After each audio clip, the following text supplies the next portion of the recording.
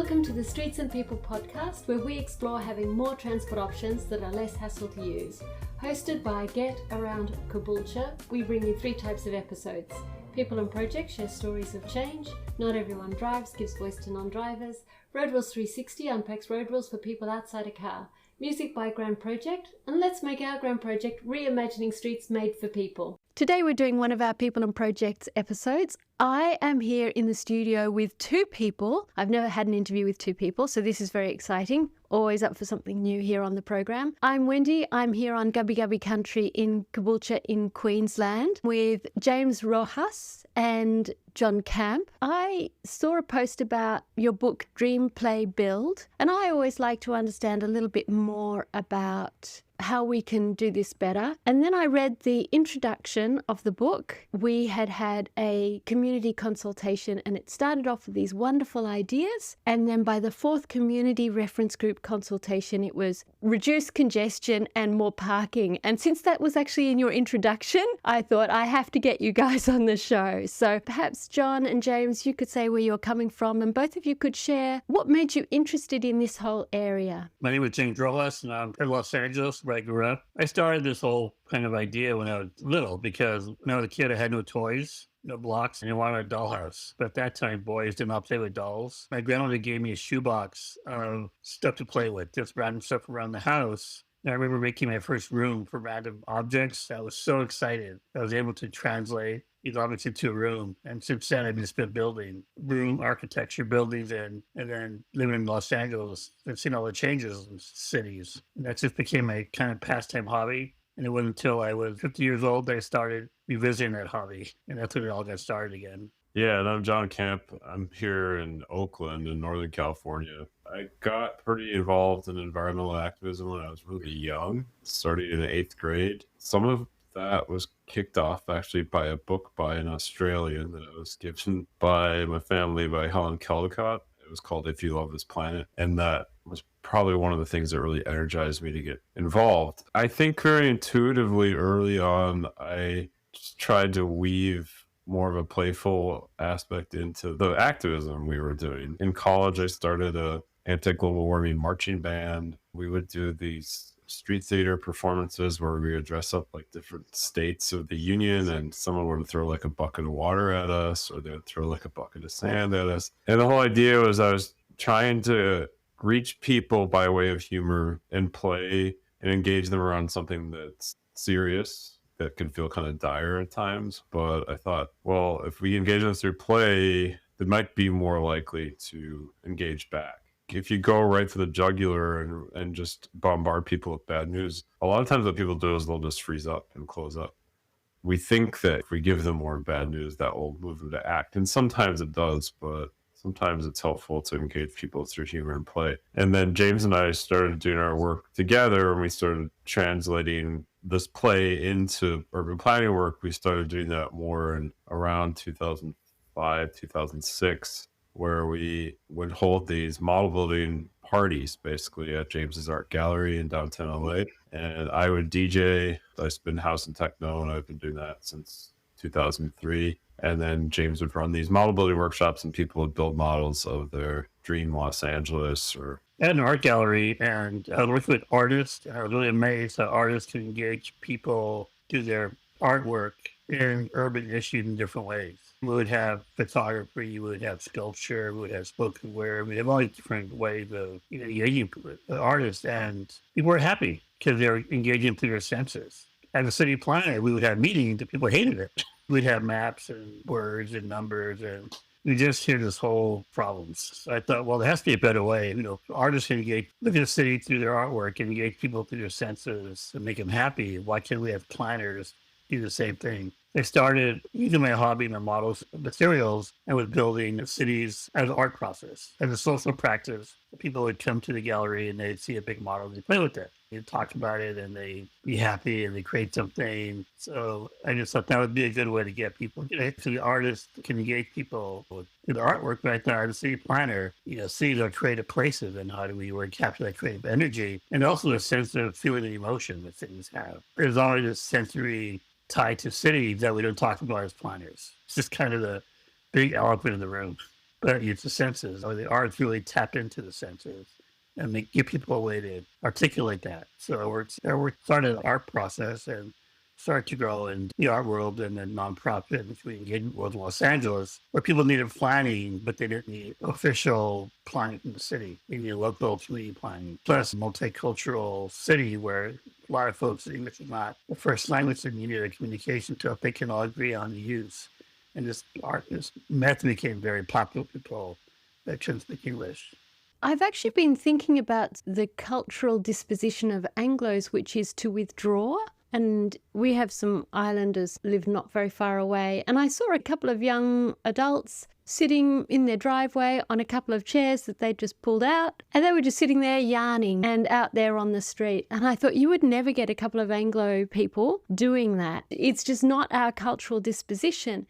And hearing you said, it's a very multicultural environment that you were in. A lot of people didn't speak English. And I wonder if our cultural deficit, I speak as my parents are British and English, is that we are withdrawn inwards and not enough community-minded in a way, which is why we keep having these problems of so much isolation. And the way that we've designed our streets is to compartmentalize. That's called zoning. I speak with guys and they go, I compartmentalize my home life from my work life, which you just can't do. And somehow play and relationship is all a bad thing. And I wonder how much of that is part of the problem that you're trying to overcome with your book, Dream, Play, Build.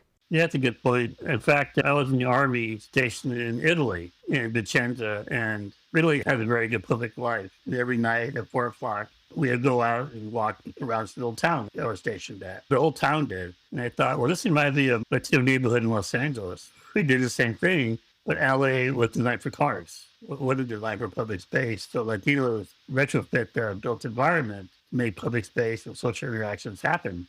For example, they'll buy a suburban home in LA County with a front yard, with the lawn, they'll put a fence around the front yard and a fountain and all these elements to make it look like a plaza in Latin America and kind of call the people in. Now I can hang in my front yard and talk to my neighbors.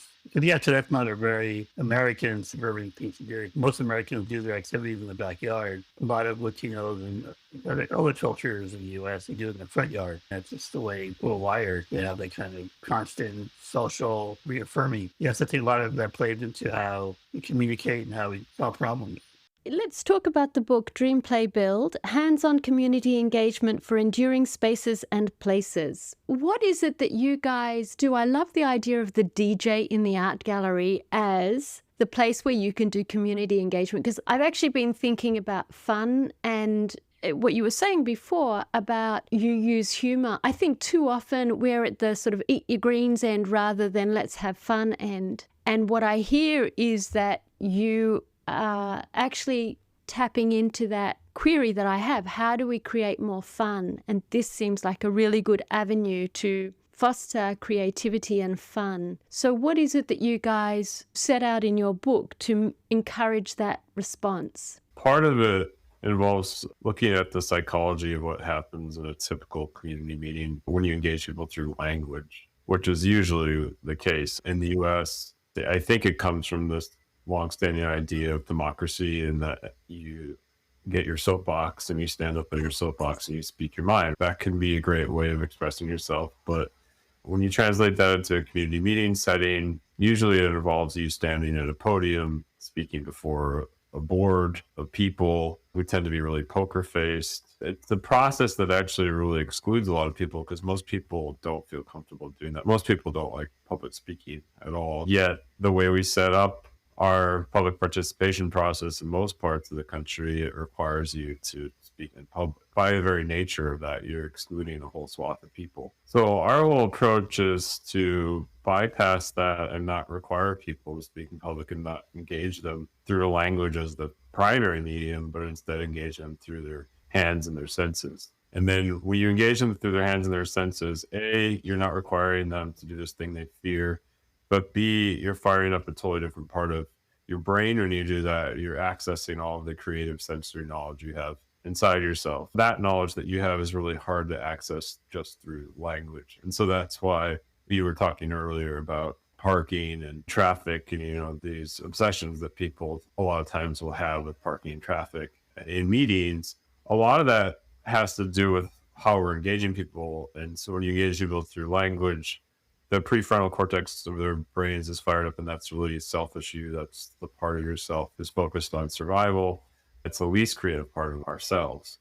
So that's actually why a lot of times if you ask someone point blank to express what it is that they want, care about, they want to see in their neighborhood or whatever, that's why they'll say, well, I just want more parking, right? You could also make the comparison to something like asking someone what their favorite movie is or what their favorite music is. It can be really hard it's like, I don't know, I can't think of anything, right? And so you put that back to the community meeting setting and it's like parking, I don't like traffic, right? But what we see in our work is when we engage people with brands and senses, they are able to move away from those common fixations that people have and really start to open up and be more expansive with their thinking, be creative, and tap into what they really want to see in their neighborhoods and how they want to see the future, and then feel like they have literally a hand in shaping that future because we have them build models of what they want to see in their neighborhoods, spaces, and places around them.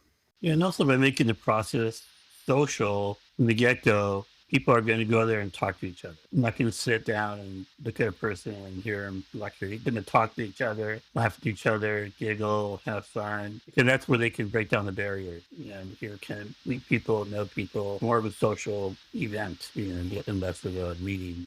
And I think people just have a need to meet each other, be curious about other people, and that's just like human nature. And we try to capitalize on that, the energy and the movement and all that stuff, face to face.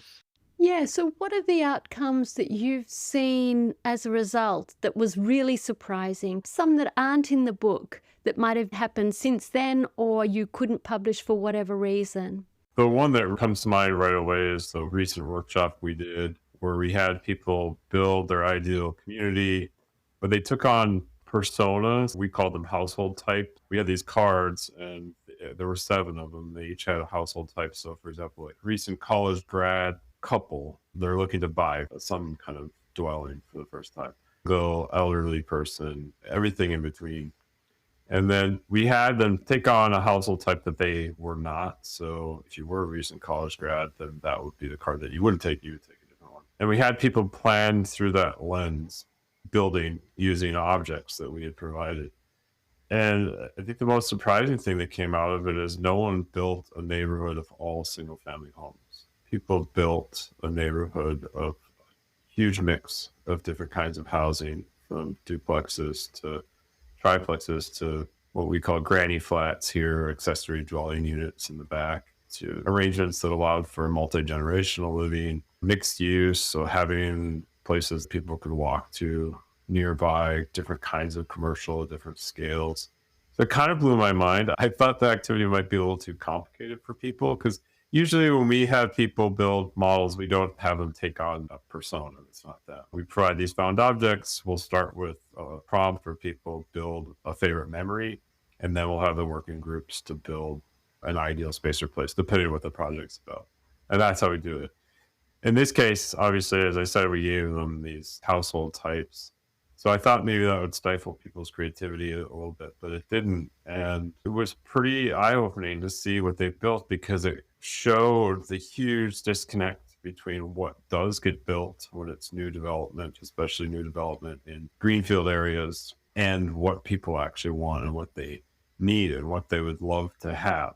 The same can be said for transportation too, but that happens a lot too, where we work on a lot of transportation projects. We'll have people build their ideal transportation system or their ideal street, their ideal neighborhood, and how they want to move through the neighborhood. And they never build freeways. They never build a car-based transportation system. And this is true for groups we worked with across the country. So from places that in the US are associated with being really walkable, like San Francisco, to small towns or states in the country, cities in the country that are not known for being walkable. At the end of the day, what people want, and we see this through these workshops, is they want to be able to walk. They want to have a connected community. They want all these things that we don't end up building. More often than not, we don't end up building in this country. I think one of our biggest findings is that the process really developed further. We have people We had 2 prompts, one individual and one a team. And we'd ask them to build their favorite city, get together thinking about what they want, and then they work in teams to build it together. But then we found that not very productive. We have urban planners build their book city or engineers that build a problem and a solution. So we started asking people to build their favorite child memory as a way to start the process. And that really changed the whole process. First of all, it put people in a place and time where they weren't thinking about cities, they were just enjoying them as kids. And that's helping them understand the way cities shape their lives in very productive ways. So people would be building memories and they tell them, and then also these memories are the DNA for the rest of their life. The city planning is not just infrastructure, it's also emotion. And that memory you just built, that's your emotional part of the city. You're going to bring that emotion with you wherever you go or wander the city as an adult. So if you can articulate it and know that, you can start planning from that perspective. Plus, it's also cleansing. If people come to meetings hungry, tired, pissed off, couldn't find parking, if you tell them to build their ideal city, they'll just build more parking. I just spent half an hour's time in New York. It's been an hour in traffic. But having to build that childhood memory, it kind of cleanses them. You can't put them in a fresh state where now it's like, oh yeah, it's fun and exciting. And the kid was that way. And, I enjoyed it. So that was a really critical part of really making the process work a lot better.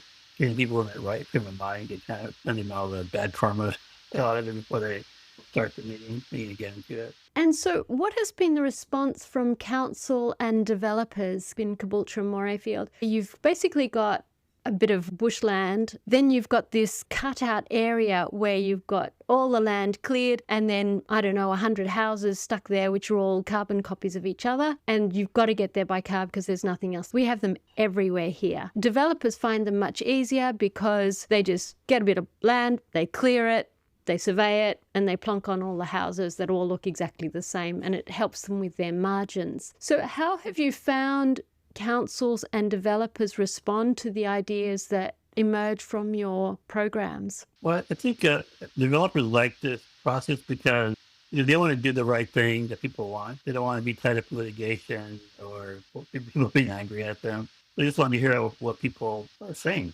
and it's also for the elected official, you want to hear what the constituents want. And again, they don't want to get tied up in these legal battles between the developer and the community over you're not doing what you want or you did the wrong thing. So this is a really simple, easy way to start the process on the right foot. Make it an open process where everybody can co-design and community together and see what they want. If people are building with their hands, building models, you have this kind of transparency in design. Not that you tell the architect or the urban designer, you want a community with the plaza and X, Y, and Z. The designers don't say, well, we didn't mean that. We meant something else. This way they can have more of a sure thing. You can see the whole design process from start to finish. It works with everybody just to know what people want process work. But I think a lot of developers, we call those greenfields. It's like one size fits all, and nobody questions it. Nobody likes it, but nobody questions it. Nobody figured out how to make a different process happen. The one that John just talked about earlier. Yeah, the one that I was talking about earlier with the activity in the household types, it is a greenfield development, but they're trying to do things differently. They're trying to create something that allows for multi-generational living, walkability, bikeability. But it is a bit of an experiment. We'll see what happens. But when they approached us about doing the engagement, they said, we do not want the typical greenfield development that's walled in exactly like you described. All the houses are the same. The streets are really wide. The only way to get there is by car. The only way to get around within there is by car. They were very adamant that we not create something like that. The other thing I was going to say, though, in response to your question about elected officials, is we encourage them to be a part of the workshop. We encourage them to build models with everyone else so people can see that they're human beings, the constituents can see that the electeds are human beings, and vice versa. And that activity that James was talking about, the build your favorite childhood memory activity, it's the perfect activity for doing that because we all have one of those memories, and the effect of that when people, no matter who you are, no matter whether you're an elected official or you're 8 years old or you work at a grocery store or whatever, we all have that, and the activity brings everyone to that same level. And no one's memory is better than another person's memory. And then they share out what they've built. It really humanizes everyone in the room humanizes the process. And you really do see a change. I can feel a change every time in the dynamic of the room between when we first start and after that activity, once everyone's shared out. There's just more of a playfulness. People are more comfortable. For us, we're invited in, we get hired, we do a lot of work in places where we don't live. So a lot of times we don't know who these people are. We don't know who the higher ups are in the room and who the elected officials are. We might find out later, but we won't know at the time. And then we'll hear from folks later. Either we'll be talking to people later on and they'll say, wow, I couldn't believe that. But, so-and-so, a council person actually built a model of their favorite childhood memory. I've never seen them do something like that before. They're always so kind of stiff and stern. And here they were building this model of their favorite childhood memory. And so, we can bring it out and think more broadly about this. And at least in the US, we're living in a really low trust era between residents and government. I'd say it's a huge country. Obviously, it varies across the country. There are areas where it's probably worse than others. But in general, I don't think it's great. And this is a really good way of enhancing that trust. And we just did a series of workshops up in Oregon for a county up there and their transportation plan update. And that was one of the things that planners who hired us said. They were like, this was such a good example of positive interaction between residents and government, and people really feeling like their ideas were valued and will be valued throughout the process. And then, like I was saying, the planners participated in the workshop as well. So the residents got to see that they're human beings and vice versa. That's what we say. Please do participate, no matter who you are. Don't stand on the sidelines. If you're a planner or if you're an elected, be a part of the workshop. You want residents and being members to learn from each other. You want them to inspire each other. They feel like they might have the best idea in the room, but inspiring people. So you want people to are coming together that way. Because I think far too often, people in communities don't have that chance to build and play together, either with your family or your colleagues at work. You don't really play together. There are a lot of missed opportunities. So this kind of ties people together, bring up to a social bond. In a way, you could do a team building program in the planning team and the transport team, for instance, with the community not separate from, but together to build, well, what are we doing this for the community? So that's a really interesting way of framing it. In our correspondence a little bit, you've been surprised at how popular it's been in Australia, your book, and it sounds like it's growing in the US as well. I wondered if you did courses or you'd thought about it or there had been requests for it or anything like that. We do trainings where we teach people how to use these methods. And James and I, before we wrote the book and when we were starting to get more work, and other people would ask us this too, like, aren't you going to try to patent your method or copyright it or something like that? And James is like, there are two of us. We can't do these workshops everywhere all the time. There's enough to go around, enough resources to go around. So why don't we train people and share the wealth? We do charge for the trainings. If you're a nonprofit, we'll charge less. It's not everything that we do, but a lot of what we do is trainings where people will see us speak at a conference. We just did a mini tour across the country. We went to Philly. We were the keynote speakers at a conference there. We did a workshop there. What happens is people will see us and either they'll invite us to come do workshops as part of a project, but they will equally invite us to do training so that they can lead the workshops themselves. And we've done those all over the country. I think initially, you must start doing this as an art project.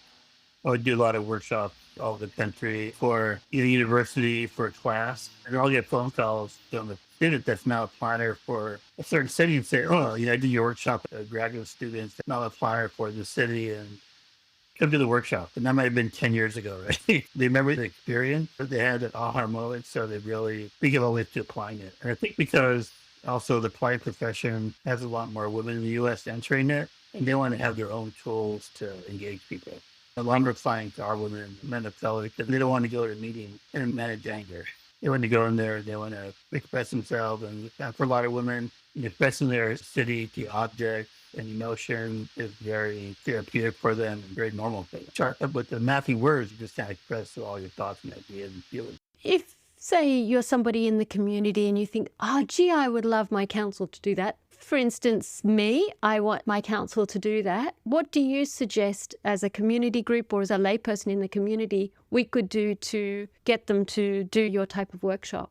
I would have you do the workshop yourself, the no fears, or you'll get the community excited and engaged, and then we'll have to change your way of doing it. That's a great idea. I love that, because I'm so used to being passive to the central system. Start small, just start dealing with your friends and family and neighbors, and then get in your comfort zone and just start doing bigger and bigger workshops. If somebody is low down in the pecking order at council, they're working in a system that is not really that interested in this sort of stuff. What is somebody who is in council who feels a bit stifled by the environment, who thinks this would be great? How could they get something like this off the ground? Do a community engagement program or encourage council to do one?